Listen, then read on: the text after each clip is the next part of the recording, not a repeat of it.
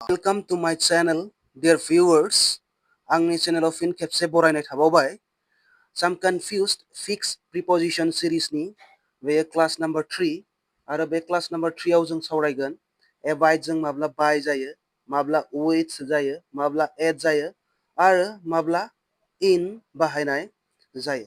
अब्ला आवगायनि बायदिनो मोनसे शर्ट कनसेप्चुएल भिडिअ आरो बेखौनो जोबजासिम नायनो थाखाय गुरैयै खावलायनाय थाबाय। अब्ला गिबियाव सावरायगोन जोङो abide जों by माब्ला बाहायनाय जायो। abide जों by बाहायब्ला बे बर' ओंथिया मानिनानै सोलिनाय बेखौ फोरमायनाय जायो। अब्ला जायखिजाया मोनसे बाथ्रा सुबुरुन नेमखान्थि बायदिफोरखौ मानिना सोलिनाय फोरमायनो abide by बाहायनाय जायो। अब्ला जों बेवहाय बुजि मोनबाय सोरनिबा मोनसे बाथ्रा सुबुरुन बा नेमखान्थि आरो बायदिसिनाफोर बाथ्राफोरखौ जोङो मानिनानै सोलिनाय।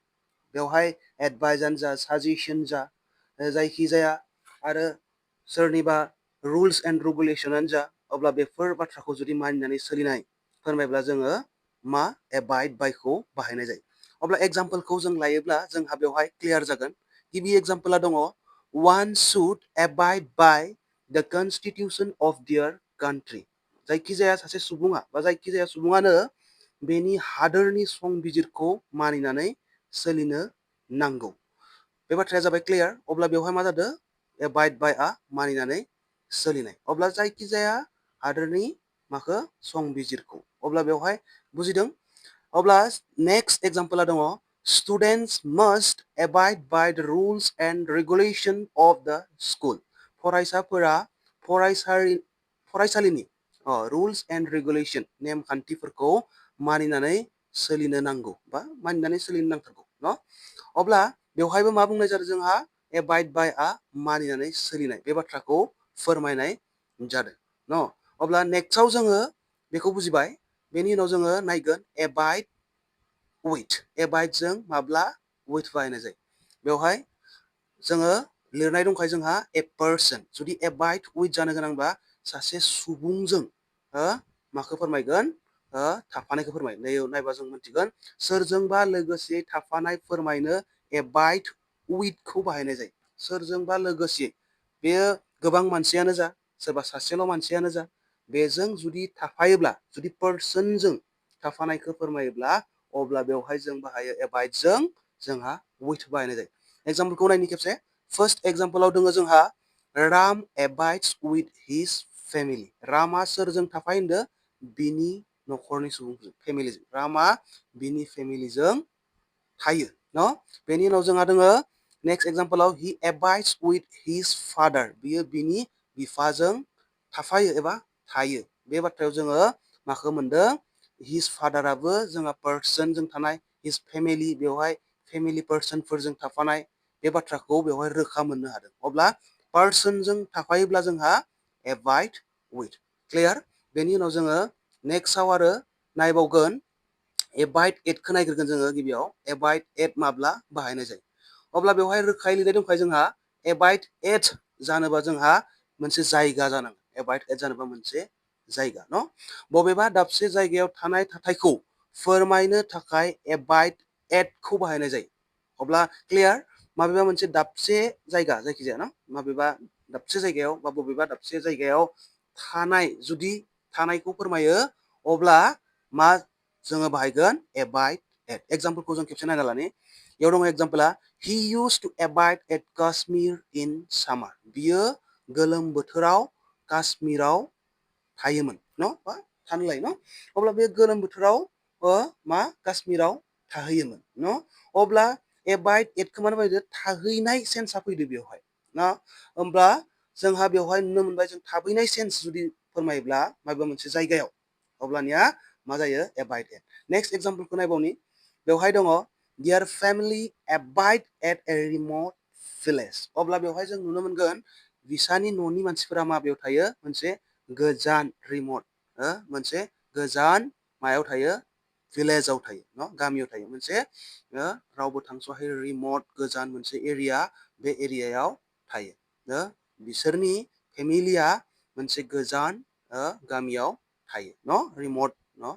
अब्ला बेवहाय जोङो थाहैनाय सेन्स फैदों नालाय बेवहायबो जोंहा मा फैदों at जोंहा फैदों एबाइड अब्ला अके अब्ला माबेबा मोनसे जायगायाव थानाय सेन्स फैयोब्ला जोंहा मा बाहायगोन एबाइड एट नेक्स्टआ दङ जोंहा 4 नाम्बाराव एबाइड इनआ आं बर'यै ट्रेन्सलेसन होआसै to live or stay somewhere बेबो मोनसे जायगायाव थानायखौनो फोरमायो आरो बेनि उनाव माखौ फोरमायबावो to continue in a place मोनसे जायगायाव अराय समनि थाखाय थानाय to remain in a particular state or condition state माने बेवहाय हादरसा एबा रायजोखौ फोरमायाखै बेयो हालसाल एबा हालसाल एबा हालोदाव थानायखौसो बुजायदो अब्ला माबा मोनसे हालोदाव नांथाबनानै थानाय गसाइनि सायाव हमना ला नोंहा एकदम जि परिस्थितियावनो गसाइनि सायाव नोंहा फोथायनाय दङ बेबायदि कन्डिसनावबो जोङो माखौ जोङो एबाइड इनखौ बाहायनाय नुनो मोनो माबा मोनसे हालोद जियानो हालोद जाथों मानो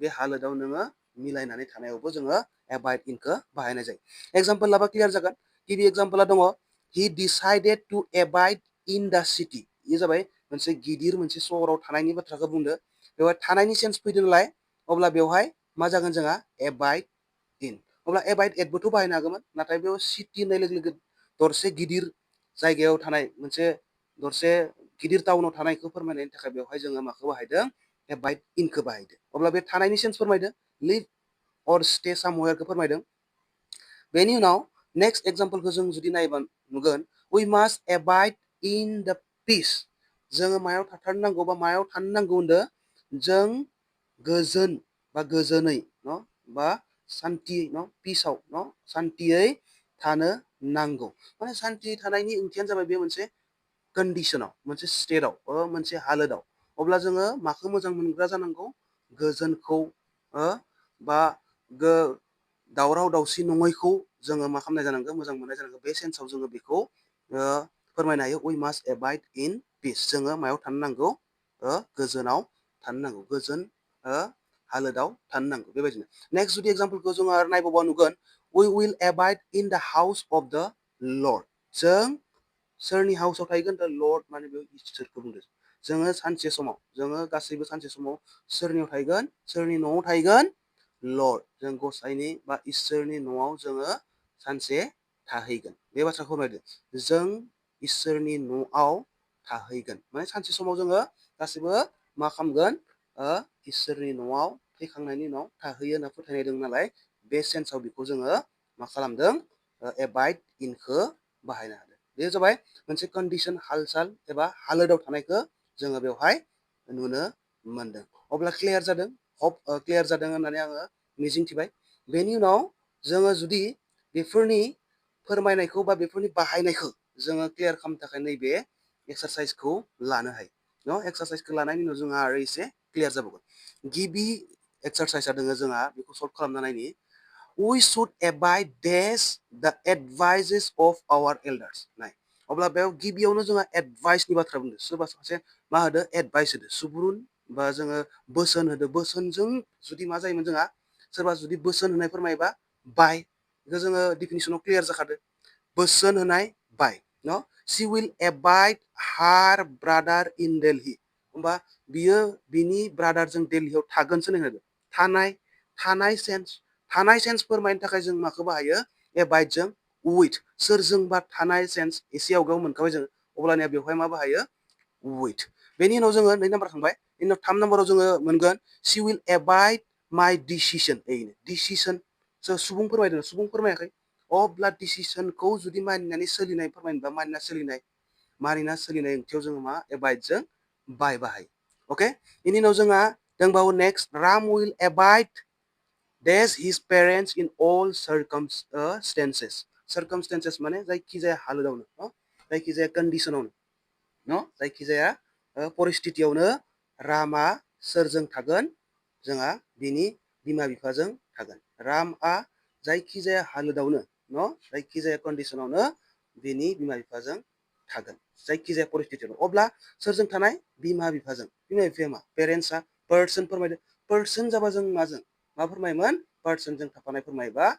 विथखौ जोङो बाहायनो हायो नेक्स्ट एग्जाम्पलखौ खेबसे लाबावनि द मंक्स एबाइड द monastery मायाव थायो मंकफोरा मंक होनबा जों बुद्धिस्ट मंक जायखौ होनो जों बुद्धफोरनि जायखौ पुरहितफोरखौ जों मा होननानै मंक होनो बा पुरहितफोरखौ जोङो मंक होनो मंकफोरा मायाव थायो मनेस्टेरि माने मठ जेरै मन्दिर दङ बेबायदिनो मठ मायाव थायो मठ जायगायाव थानाय फोरमायदो जायगायाव सुबुंजों थानाय नङा जायगायाव थानाय फोरमायबा जोङो इसेयाव गाव मोनखाबाय एबाइट्सदो एट जायगायाव थानाय माबा मोनसे जायगायाव पार्टिकुलार जायगा एकदम थि जायगायाव थानाय फोरमायबा मा बुङो एट बाहायनाय जायो न गिदिर जों सोहोर नोगोरफोराव थानायबा जों इनखौ बाहायगौमोन थिग बेबायदिनो नेक्स्ट एग्जाम्पलखौ जों लाबावनि he abided dash the wilderness for 40 years the wilderness मा wilderness माने मा नंखाय मायो नाजानाय ओरैनो नाजाफ्लानाय wilderness बा उदायै खामानि होनो बियो मायाव थादों 40 बोसोर उदायै खामानियाव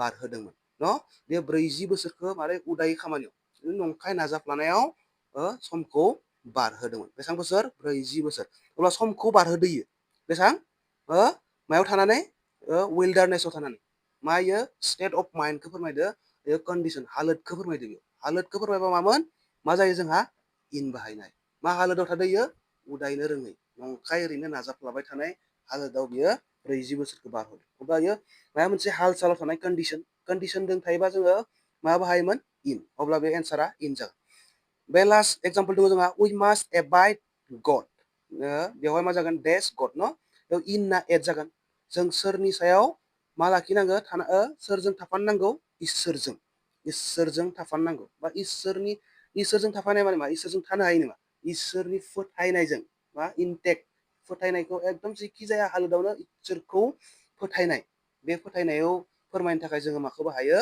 इन गसाइनि लामायाव थानायखौ बुजायदो गसाइनि जोङो मायाव वेयाव थानाय माने गसाइनि वे माने मा गोथार लामायाव नंगौ लामायाव थानायखौ बुजायदो अब्लानिया बेबायदि जुदि बुजायोबा जोङो नंगौ इसोरनि लामायाव जोङो थानांगौ बा इसोरनि लामायाव जों सोलिनांगौ बेबायदि बाथ्रायाव जों माखौ फज'नो हायो एबाइडजों इन अब्ला बे मा जागोन we must abide in God अब्ला बे भिडिअआ बेखिनियानोमोन बे भिडिअनिफ्राय आङो आसा खालामो माबा मोनसेबाबो गोदान सोलोंनो हादों जुदि बेबायदि माबाफोर गोदान सोलोंनो हानाय बायदि मोनदोंब्ला आंनि भिडिअखौ अननानै साबस्क्राइब खालाम लोगोसे बेल आइकनखौ थुनानै ला लोगोसेनो भिडिअखौ शेयार खालाम कमेन्ट खालाम आरो बे भिडिअनि जुदि PDF नट्स नांगौ अब्ला डिसक्रिपसनाव थानाय टेलिग्राम लिंकआव थांनानै टेलिग्राम ग्रुपआव जइन जाबानो मोननो हागोन थ' everyone thank you for watching thank you once again